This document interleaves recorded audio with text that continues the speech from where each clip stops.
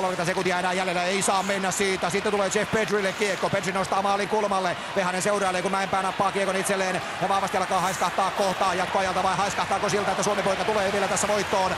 Vielä kerran lähdetään hyökkäämään. Siitä haetaan laidasta Antti Biström ja sitten vain Biström laittaa paristot tuttuun järjestyksen ja laittaa keskelle sitten Jesse Joensuulle. Ja Joensuu vielä kerran loistava paikka siihen Petri Kontiolle, maalin kiekko pomppaa ja vielä saadaan ja siellä on! Jesse Joensuu iskee maaliin 9 sekuntia ennen pelin päättymistä. Jesse Joensuu iskee Suomen voittoon 3-2. Aivan massiivinen, maaginen, hirmuinen suoritus Suomen joukkueelta ja Jesse Joensuulta. Ja niin se vain kruunautuu, kun näitä miehiä on kentällä käytetty, että he tämän ratkaisevat sitten. 9 sekuntia peliaikaa jäljellä ja Jesse Joensuu toinen maali maajoukkueessa. Miettikää molemmat puolivälierässä.